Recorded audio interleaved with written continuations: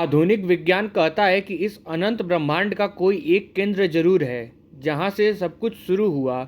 लेकिन हमारे वेदों और पुराणों ने हजारों साल पहले ही उस केंद्र का खोज कर लिया था। उसे नाम दिया गया था काशी।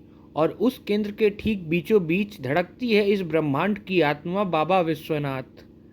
दुनिया का हर शहर कभी न कभी बनता है और मिट जाता है, लेकिन शिव पुराण में भगवान शिव माता पार्वती से कहते हैं, हे प्रिय, जब प्रलय आएगी और यह पूरी सृष्टि जल में डूब जाएगी, तब भी मैं अपनी इस काशी को अपने त्रिशूल पर उठा लूँगा।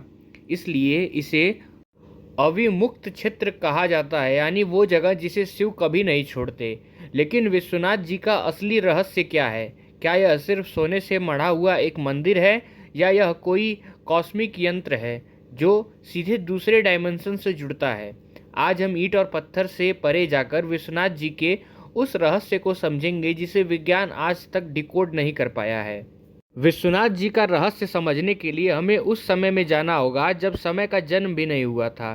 कथाओं के अनुसार एक बार भगवान ब्रह्मा और विष्णु में विवाद हुआ कि दोनों में सर्वश्रेष्ठ कौन है। तभी उनके बीच एक ऐसा दिव्य और अनंत प्रकाश प्रकट हुआ जिसका कोई और छोर नहीं था। ब्रह्मा जी हंस का रूप लेकर उसके ऊपरी छोर को खोजने गए और विष्णु जी वराह रूप लेकर उसके बेस को खोजने पाताल गए।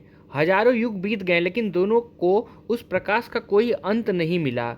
वह प्रकाश स्तंभ और कुछ नहीं, स्वयं शिव थे। और जिस जगह पर वह अनंत प्रकाश स्तंभ पहली बार पृथ्वी से टकराया और स्थिर हुआ, वही स्थान आज काशी विश्वनाथ का गर्भगृह है। विश्वनाथ जी कोई साधारण पत्थर की मूर्ति नहीं है, यह एक ज्योतिर्लिंग है। ज्योति यानी प्रकाश।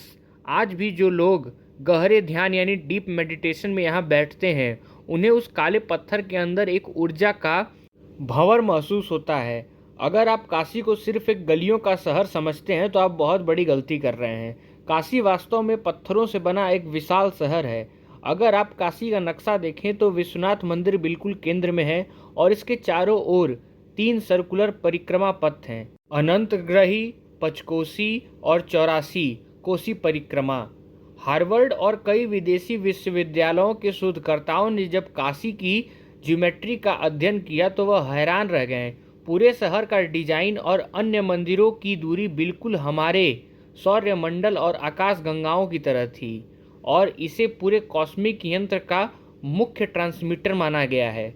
आपने सोचा है कि ज्योतिर्लिंग पर लगातार जल क्यों चढ़ाया जाता है? विज्ञान के अनुसार जब किसी उच्च ऊर्जा यानी हाई पावर वाले स्रोत को ठंडा नहीं रखा जाता तो वह रेडिएशन पैदा करता है। ज्योतिर्लिंग से जो ब्रह्मांडीय ऊर्जा निकलती है, उसे शांत करने के लिए उस पर 24 घंटे जल और दूध की धारा गिराई जाती है। महाराज रणजीत सिंह ने मंदिर के शिखर पर 1 टन यानी 1000 किलो सोना क्यों मढ़वाया? सिर्फ सुंदरता के लिए नहीं। सोना यानी गोल्ड ऊर्जा का सबसे बेहतरीन संचालक या फिर कंडक्टर है। गर्भगृह की ऊर्जा सोने के शिखर से टकराकर पूरे ब्रह्मांड में फैलती है। इस मंदिर को एक बार नहीं बार बार तोड़ा गया। 1194 में कुतुबुद्दीन ऐबक, फिर सरकी राजवंश और 1669 में औरंगजेब। दीवारें टूटी, शिखर टूटे, लेकिन तोड़ने वाले यह नहीं समझ पाए कि विश्वनाथ जी सिर्फ पत्थरों के ढांचे में नहीं रहते, वो तो उस मिट्टी की ऊर्जा में बसते हैं।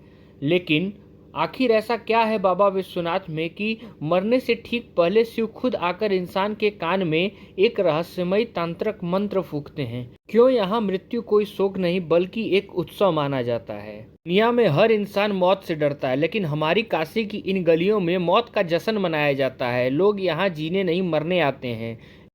लेकिन क्यों?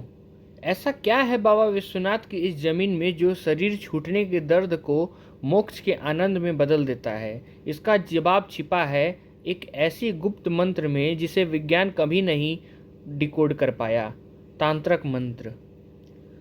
स्कंद पुराण और शिव पुराण में स्पष्ट लिखा गया है कि काशी की सीमा में मरने वाला हर जीव, चाहे इंसान हो या फिर जानवर, भगवान शिव खुद आते हैं और उसके दाहिने कान में तांत्रिक मंत्र देते हैं। तांत्रिक यानी तारने वाला, पार लगाने वाला।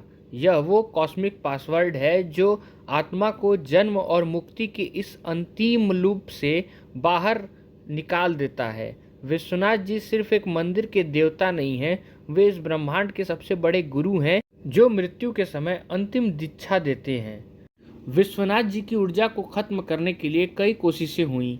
साल 1669 में जब औरंगजेब का फरमान आया और उसकी सेना काशी के मंदिरों को तोड़ने के लिए आगे बढ़ी, मूर्तियां तोड़ी जा रही थी, दीवारें गिराई जा रही थी, लेकिन उनका मुख्य लक्ष्य था गर्भगृह में मौजूद वो अनंत प्रकाश स्तंभ यानी आदि ज्योतिर्लिंग। लेकिन औरंगजेब की तलवार उस ब्रह्मांडीय ऊर्जा तक नहीं पहुंच पाई। इतिहास गवाह है कि जब सेना गर्भगृह तक पहुंची तो मुख्य महंत असली ज्योतिर्लिंग को सीने से लगाकर मंदिर के ठीक बगल में मौजूद ज्ञानवापी कूप में कूद गए। उन्होंने अपनी जान दे दी, लेकिन शिव के उस स्वरूप को दुश्मनों के हाथ अपवित्र नहीं होने दिया। आज जिसे हम काशी विश्वनाथ में पूजते हैं, उसे बाद में महारानी अहिल्याबाई होलकर ने स्थापित कराया था, लेकिन असली आदि ज्योतिर्लिंग आज भी उसी ज्ञानवापी कूप की गहराइयों में छुपा है। अगर आप कभी भी उस कूप के पास खड़े हों तो आपको एक अजीब सी शांति और एक अजीब सा अलग सा लगाव महसूस होगा।